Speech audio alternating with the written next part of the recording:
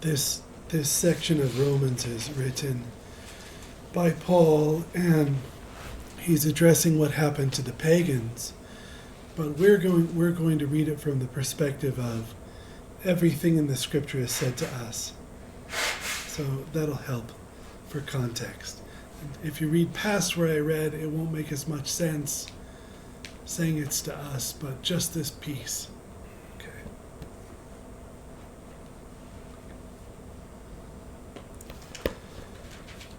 Because although they knew God, they did not glorify him as God, nor were thankful, but became futile in their thoughts, and their foolish hearts were darkened. Professing to be wise, they became fools, and changed the glory of the incorruptible God into an image made like corruptible man, and birds and four-footed animals and creeping things. Therefore God also gave them up to uncleanness in the lusts of their hearts, to dishonor their bodies among themselves, who exchanged the truth of God for the lie, and worshipped and served the creature rather than the Creator, who is blessed forever. Amen. If you guys want to read that one more time, you can.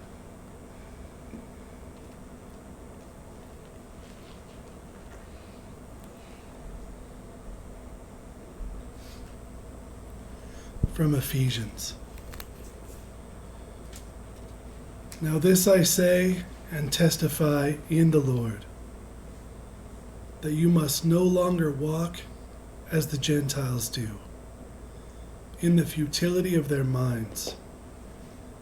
They are darkened in their understanding, alienated from the life of God because of the ignorance that is in them due to hardness of heart.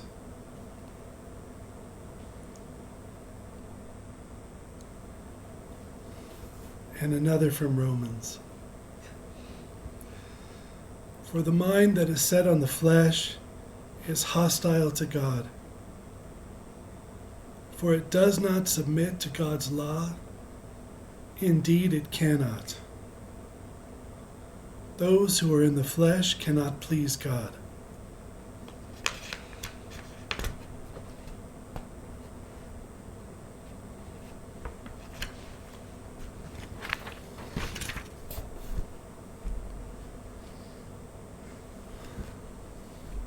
I think we can just start it.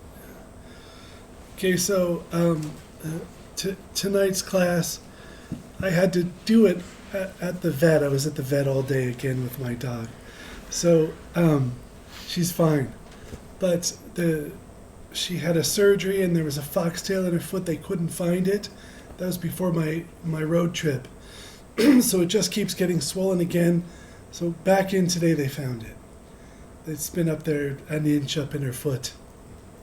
So all day at the vet, that's my choice. I won't leave my dog at a vet. So we waited in the van. Okay, so because they wander in the waiting area for hours before then when they find time to do the surgery. And I just won't leave my dog in a kennel like that. So we waited in the van. So I did this in the parking lot. But so here's what I'm trying to get at. These scriptures are addressing in various ways the darkened mind and heart that Paul is saying had when the Gentiles turned away from God. But he's coming from some perspective that once they were with God and then eventually they turned away from God. But what I want to say is that the darkened mind that he's speaking of, that's what we call normal now. We call it normal. The world operates tripping along. I think this is a great time to live if you're curious about whether or not living away from God is actually sinful or will lead to any trouble. You know, you can get lucky or unlucky, as the case may be, and live in a point in history after some great tragedy. People have gotten it out of their systems. They're not filled with bloodlust and hatred. And you can live it, you can coast. I know it felt that way in the 80s to be alive. It felt like we were kind of doing stuff we shouldn't be doing, but it was so fun. And everyone was having so much fun doing it. And, you know, looking back, you know, it was leading to some trouble, but we didn't know yet. Now we live in a time in history where you can see that you may live in a time of history where the dogs of war are tired and aren't starving and hungry, or where people's passions and hatred for one another is at bay. And you might then think naively, we don't need God. The world just moves forward. It just moves forward towards justice and love. And you know, easy, Mr. Preacher. Don't make it seem so dark, like humanity would go wrong without religion. But we live now, in this moment, where it seems like here and globally, people are really losing their way in profound ways. The level of sin, the level of hatred, the level of division, it's quite profound. And I think that's a great time to live. If you ever wondered, gosh, would we really go wrong without God? Well, yes, we would. And frankly, even with God. So it's good to see it. I think it's really good, but also away from the hatred, just the hatred and the division and all of the cruelty. Just back away from all of that. He's definitely speaking of your state of consciousness when you're not filled with hatred and anger. He's still saying that is the darkened mind. Definitely speaking of that. And that's what I really wanted you guys to know. The darkened mind, the hardness of heart, the darkened heart, it's spoken about so much in Scripture. And as compared to what? What's he talking about? Well, Paul, he was living in a very high stage of spiritual development. By the time he wrote everything he wrote, he could honestly say, it's not I who lives, but Christ. It is no longer I who lives, but Christ who lives in me. That's not on the other side of the night. That's not where you say that. I mean, you might say it, but with a different confidence. He's talking about on the other side of the night, having been purified, having, you know what it is, right? Don't you all know? I was talking to someone today who knows darn well what has to get surrendered before they go back up into the illuminative stages. This person luckily started in the illuminative stages. One of the people who at stage 1 was rocketing into the universe, filled with power, didn't need to sleep, right? Like just experiencing what the gurus and masters experience, just all the way in, and then now he's in stage 2. And we were talking about how it's like, in stage 1, I'm a lion. I didn't use this language with him, but this is the way I describe it. I was a lion in that stage. I'd go out in the forest. It'd be raining, pouring in rain. I wouldn't get under the trees.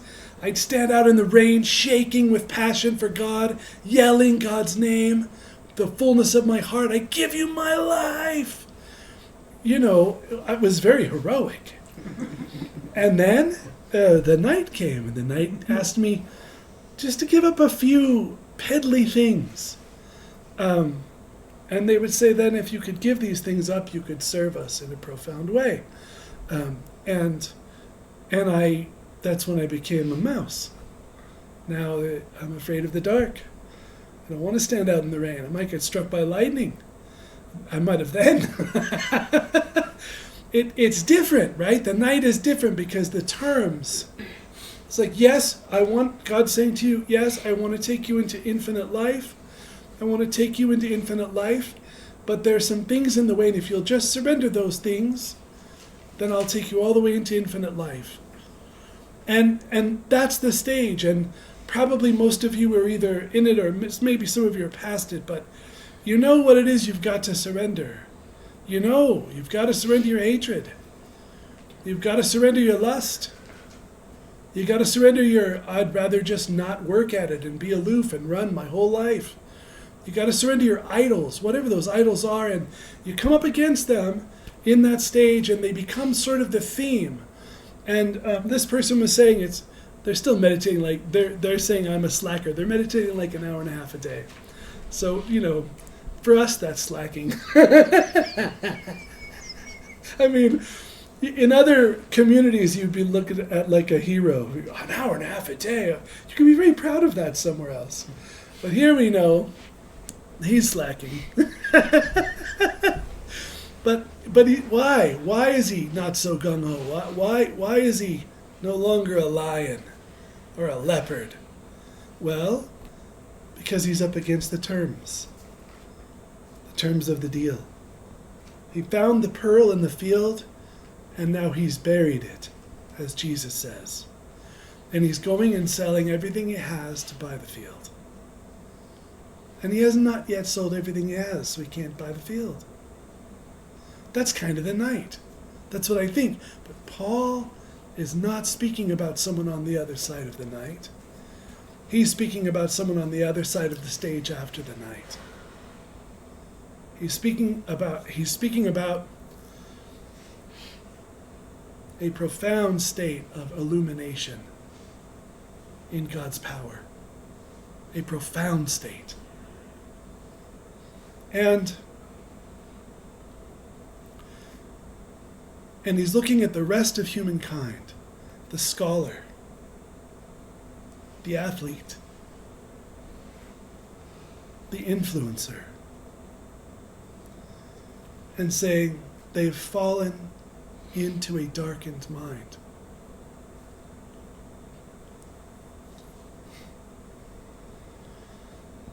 He's looking at the philosopher who has my profound respect. But from where he's standing, where Paul is standing, he's saying they gave themselves over to a darkened mind.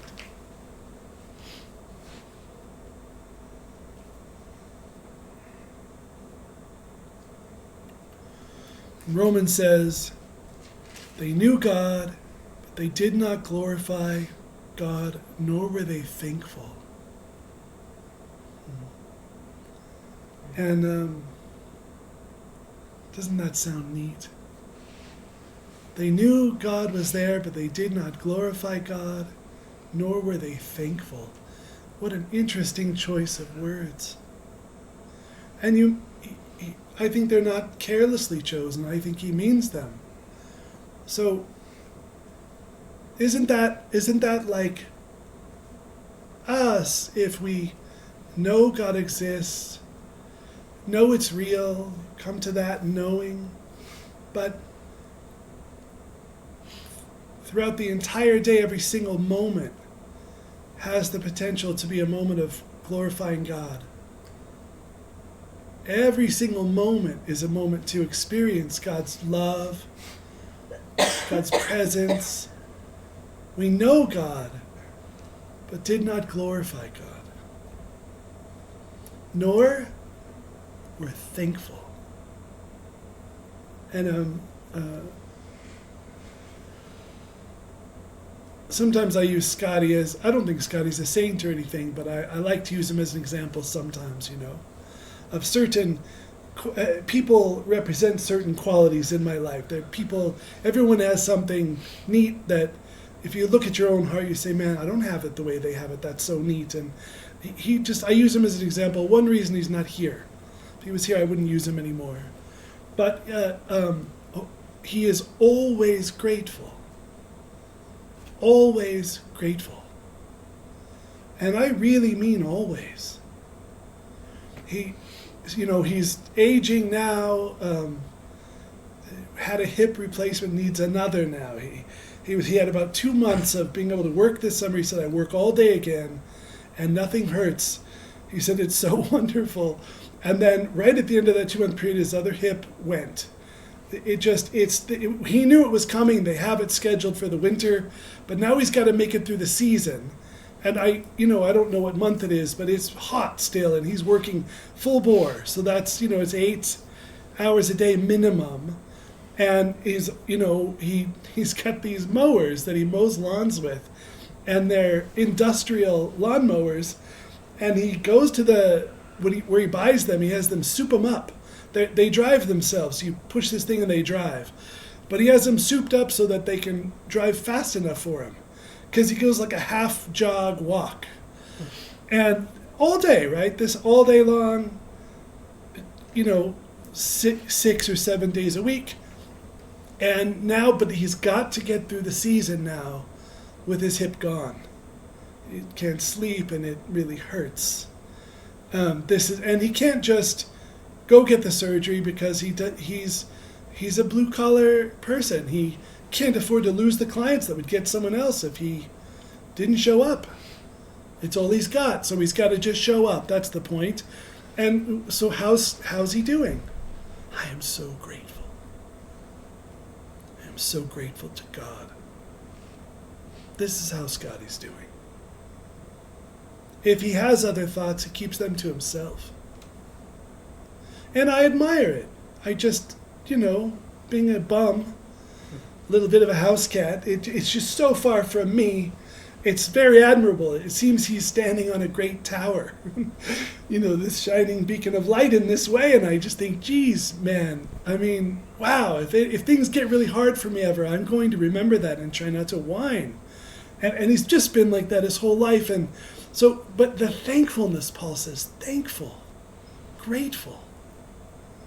And if he can be grateful in the midst of that, I think we're probably right in the middle of summer. By the way, it feels outside, right in the midst of the season of work. Hard work outside with really no padding in his. It's done. He's in real pain. I know that taxes him, but if he can be grateful in the middle of that season, that's profound. It is profound. And also Christianity has always said that gratitude is the key to more. People want more, right? More love, more God, more enlightenment, more joy, we want more of everything. But Christianity says, gratitude is the key to more. To be grateful. You can see it's quite receptive. Grateful. Grateful isn't hard. It's receptive. You're receiving, and you're so grateful for the receiving. It's the perfect response to God for our life, for having life.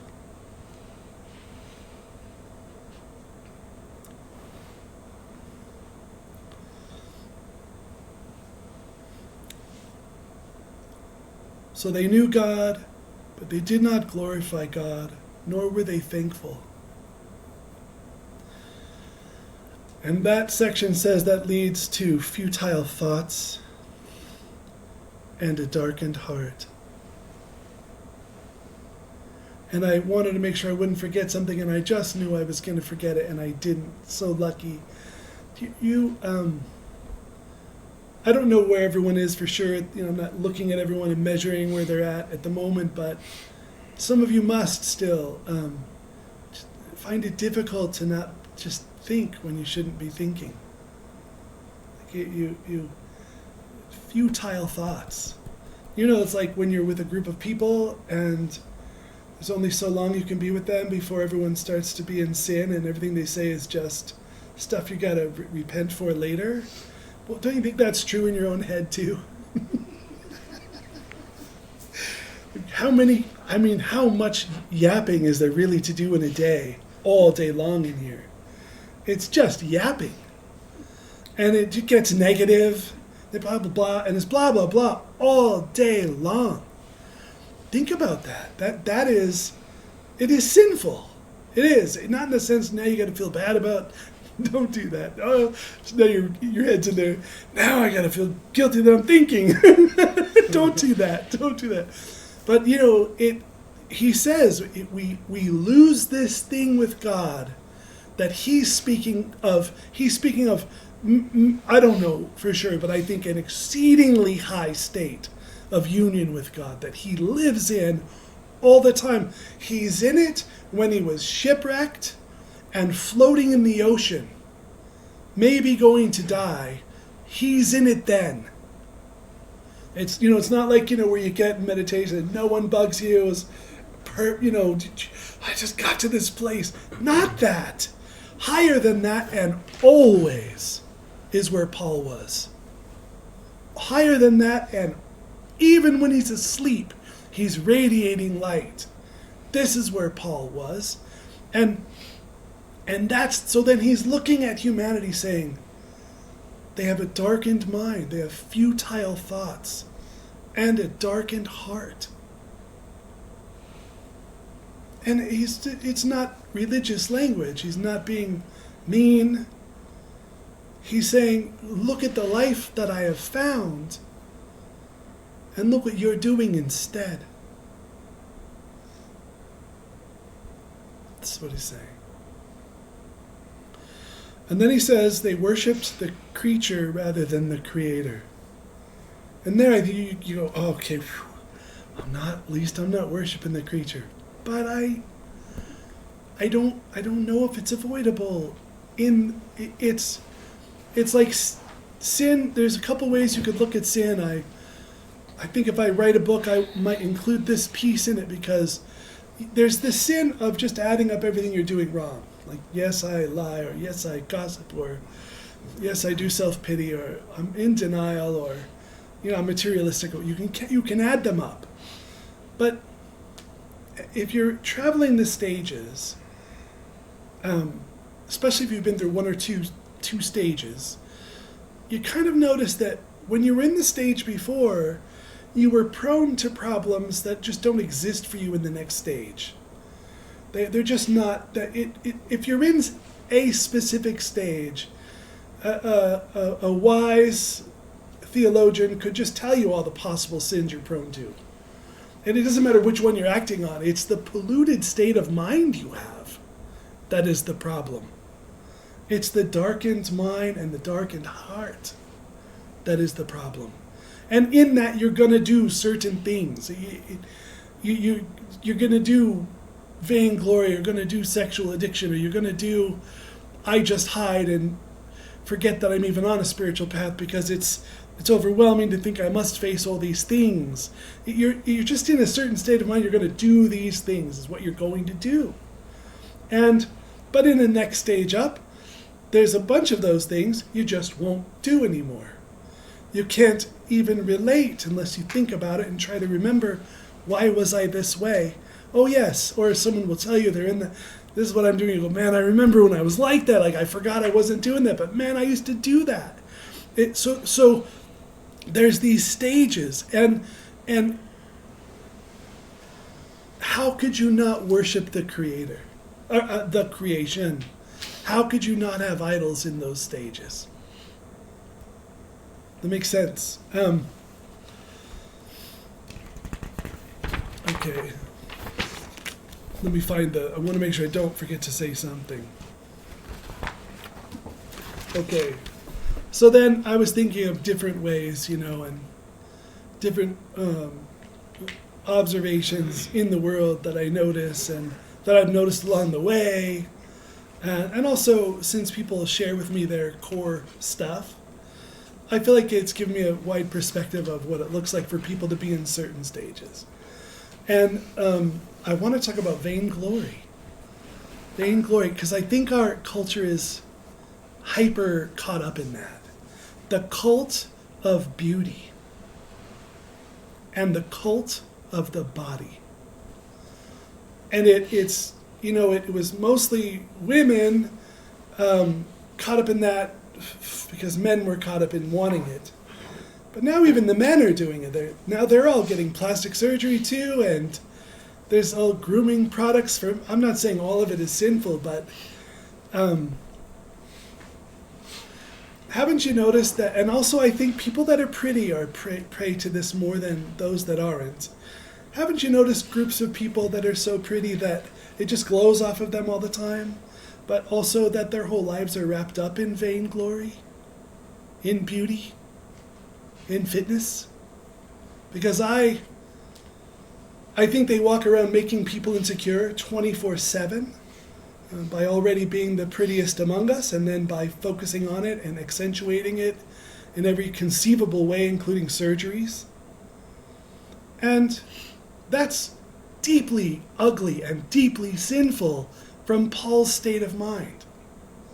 But then, then at the next dinner table, there's a group doing it with scholarly pursuits. And then there's another group saying, look at all these losers, I don't do that. And they're doing it with judgment. I mean, I understand that we all have it, but from Paul's state of mind, none of it would exist, and no one would do any of it, ever. Why wouldn't they? Because how are you going to add to, how are you going to, it's like Jesus said, the life is more than clothing, and the body more than food. It isn't that. And if you think really nice clothes adds to you in some way, or if you think your education adds to your worth in some way, education is a true good though, but even that, it's even that is idolatry in the end. If you think these things are adding to you, you're deeply darkened. Deeply darkened. And people live their whole lives seeking it and living in it and advertising it out in the world. And it's not sinful to be beautiful, but the hours spent on it is profoundly sinful.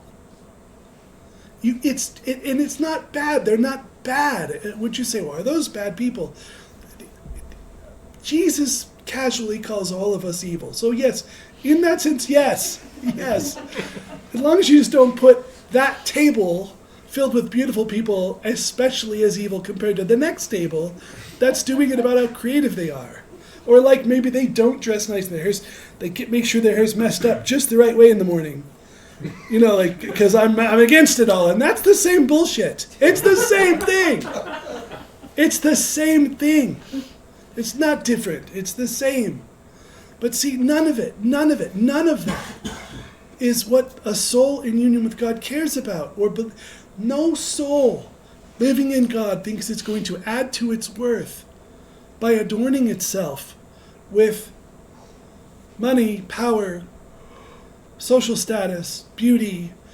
No human being and no group would be interested in such pursuits that is deeply grounded in God at anywhere past stage 2. Anywhere past stage 2. And that stuff falls away. And then and anyone trying to get past stage 2 comes up against that in some way.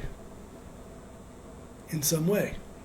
And you guys most of you know the terms you're up against to say, okay, finally I will give this idolatry up. Finally I will. So some people it's sex, and some people it's sloth. I don't mean that necessarily physically lazy. Some people are very slothful but also physically active, but it's sloth like, I'll work on my issues tomorrow. And tomorrow never comes. Or you feel a movement from God and you might act on it in a couple weeks. It's fine. I mean, I've been there, I understand, but also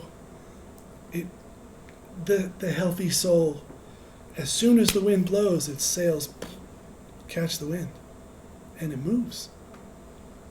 That's the healthy soul. Carl Jung said there's some things you should avoid, and one of them he said was, I just thought this was a nice insight. If you're around people dedicated to sin, he said you won't ever become healthy if you hang around them. And he said it's not because you're weak, it's because you live in a toxic, polluting environment. He said if you cannot be who you really are around them, you shouldn't be with them. They're harming you.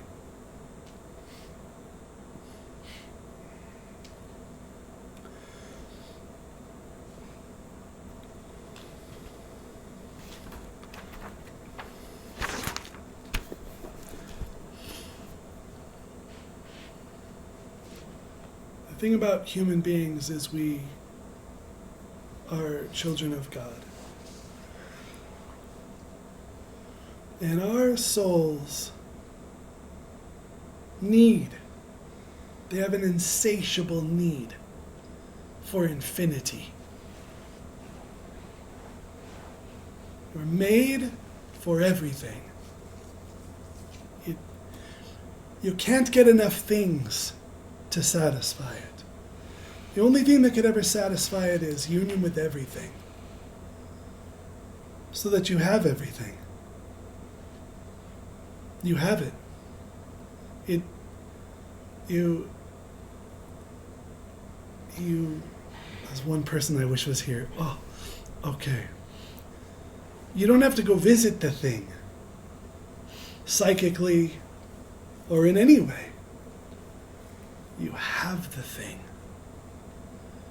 It doesn't matter if it's a toucan bird in the jungle. It doesn't matter if it's the universe. If you have God in a deep way, you have all of it. And there's no amount of things that can fill that. There's no amount of things you can collect, beauty you can possess, surgeries you could have, money you could make. It becomes God to us because we're made for God. It's why we get so nuts when we're in disorder. It's why we get so crazy as a people, because you're geared for infinity. You're called to infinity. You're made for infinity. Well, that's it. Then it'll never be enough. It just won't be.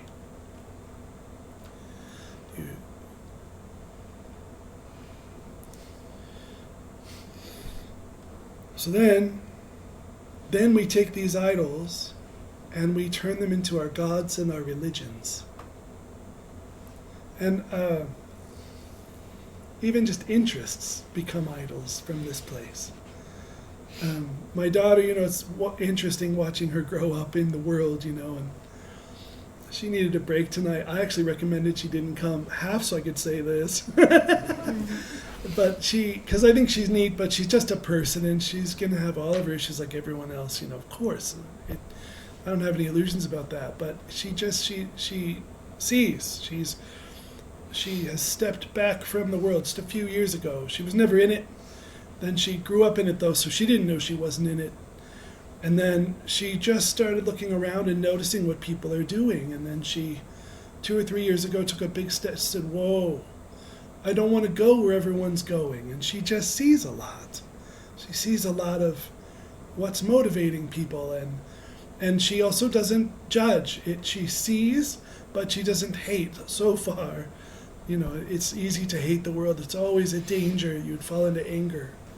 It's always a danger. But she's aware of, like, if we go into certain stores, I don't want to offend anyone, but like if we go into REI, she said, it's so sick here. She said it is so sick. Everyone feels the same, she said. All of them. And it's not love, it's arrogance. But it's just based on literally on I hike. This is it, I freaking hike, and that's it. Like that, I'm now looking down on you because I hike and I got this cool outfit, and it's like, that's real. That's real. And we moved from West Jordan to here, and I told Mary, it has gentrified, but I didn't catch it. The sugar house I knew no longer exists. It used to exist. It was an incredible melting pot of people from the poorest to the wealthy and every kind of weird city rat that could come out, neat people, just interesting. And I was telling Mary, man, we're moving to Mill Creek. You don't know. I said, the restaurants, you don't know, the little shops. And we got up here and I realized it had gentrified and I hadn't noticed. And it's because in West Jordan, everyone has a certain hairstyle, 2 or 3 different versions of how people are, and clothing. They don't wear that up here at all, but it's the same. It's just two or three other different versions of how you are. And it's the diversity is gone. Why does that happen? Why? Because people are living for an ideology that has been manufactured by corporations and being lost to truth, and they're being driven by God, being lost to that utterly, it becomes our God and our true north. And it could be literally, if you get around martial arts, it's martial arts, And we used to do kung fu, and we'd always only eat at Chinese restaurants, and we'd go in with our baggy kung fu clothes and our bandanas, man, and we'd be eating in Chinese restaurants, man, just like in the movies, we were so cool, and trying to flirt with the waitress, we're into kung fu, and it's just ridiculous, but we're all doing that. Then if you go to college, you do it in another way. Why does that happen? We're made for God, we're made for true religion, and we just have nothing else we can do. We'll either do the real thing or the lie thing, but we're going to do it either way. It's just the way it is. We're just going to do it. And only authentic religion can fulfill that need. Twinkies are great, so it's just what I always use. You just can't get enough of them, What I mean is, and I haven't eaten a Twinkie in 25 years, just so you know. Yeah. But because I think I don't want to be preserved after I'm dead forever. Unless I'm a saint, but I don't want it to be just because I have so many preservatives in my body, But so Twinkies are wonderful, but you know how it is. You can't get enough because why? Because it isn't enough. Because it isn't enough. And that's everything with life. That's everything in life. All of it good, but none of it enough. That's why Paul says all things are lawful to the one who has Christ. All of it good, none of it enough. None of it enough.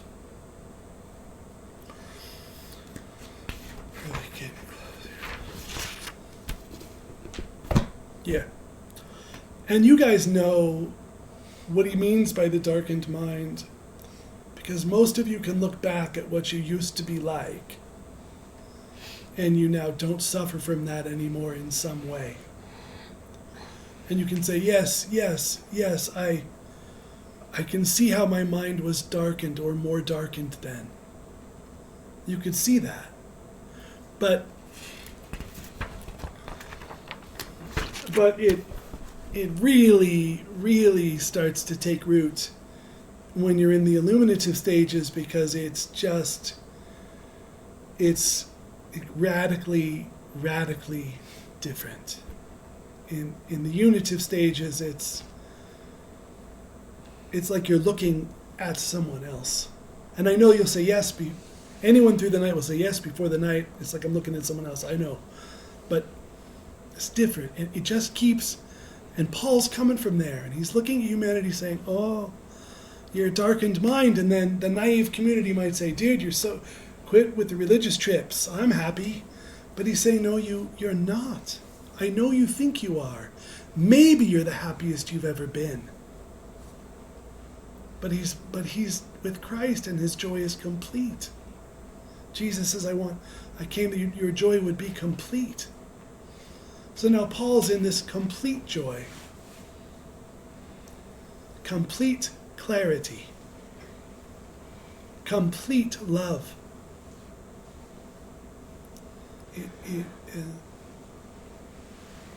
Someone might say, but I'm lonely, and he would say, I'm with everyone on earth. I'm with everyone on earth, he would say. I can't be lonely. Someone might say, but I'm not beautiful. He would say, I have all the beauty of everyone on earth. Because he appreciates all of it. No walls, no jealousy, no harm. He has everything.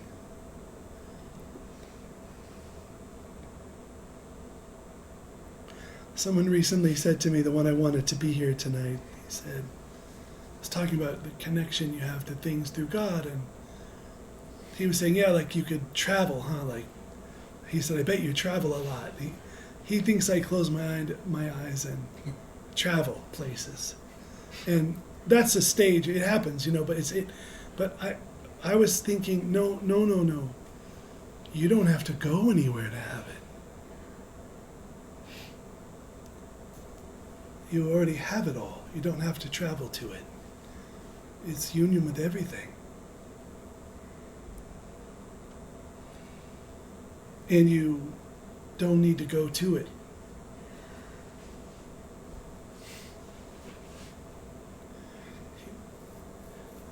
You know what I think traveling is for?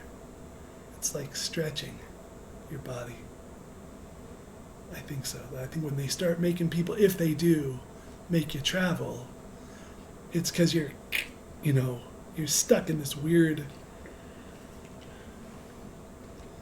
very diminished place. They start stretching you like taffy. It's like, give them some range here. Let's bring them out more. But the more is everything eventually. It's everything, and that's the self-forgetting.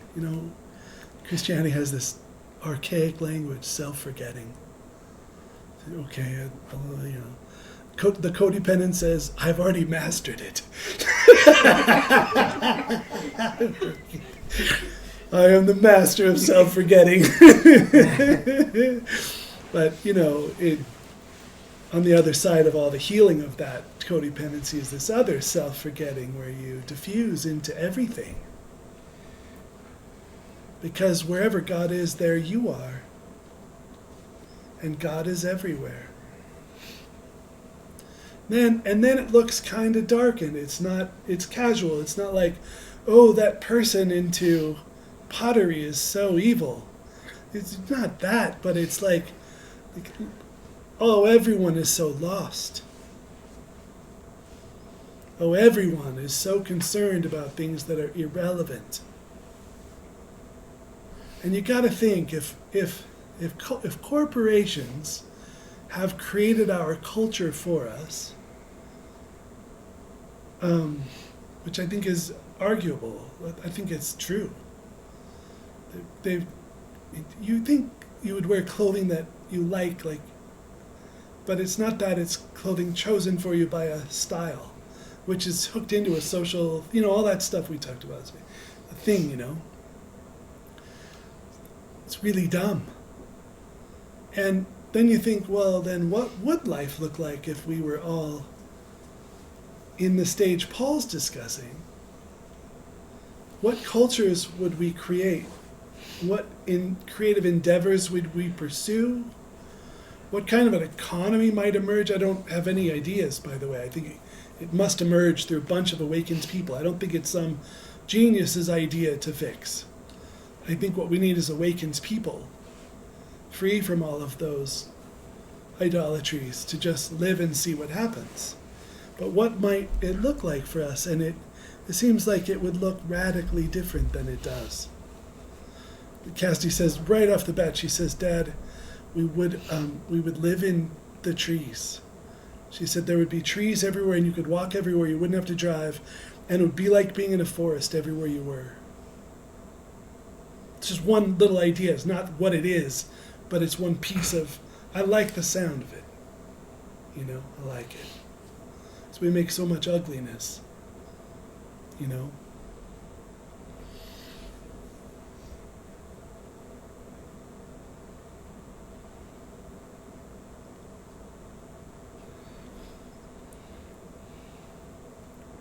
The thing I want to say now, I don't know how to say it, but it's the last thing I want to say.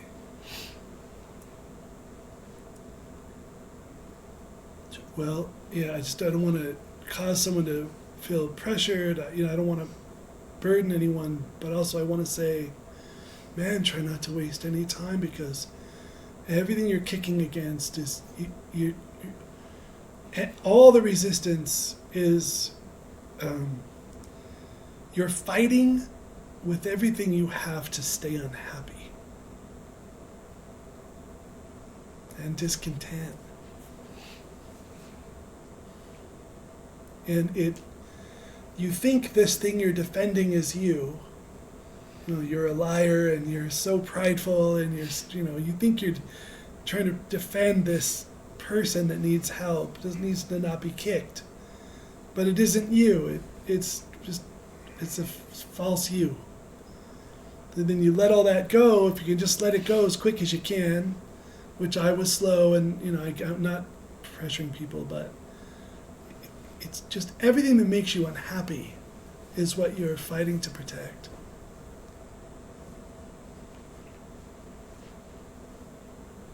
And even just a moment, even just one moment,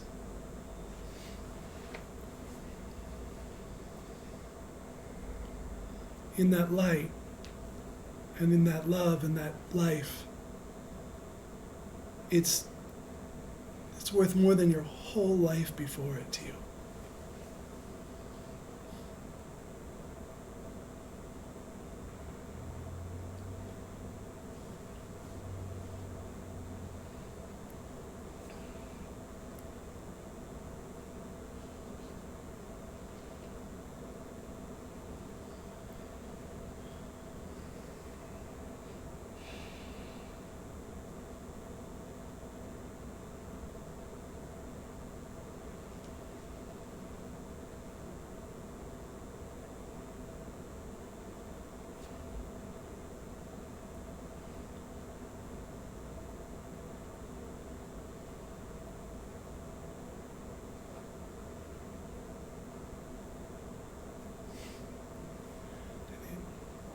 Even just as I said it, it kind of poured into the room. I know some of you were paying attention and are participating in it.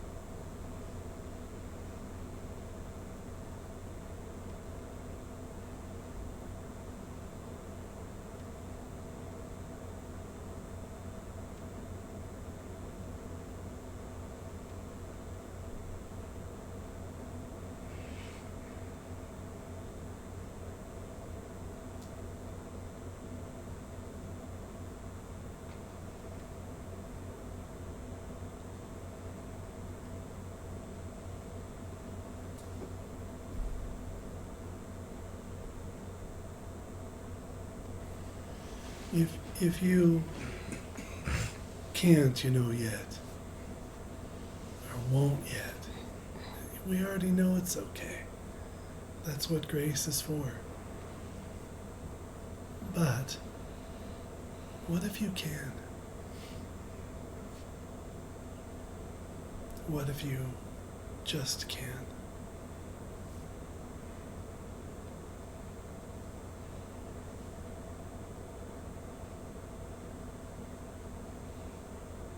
What if you just did?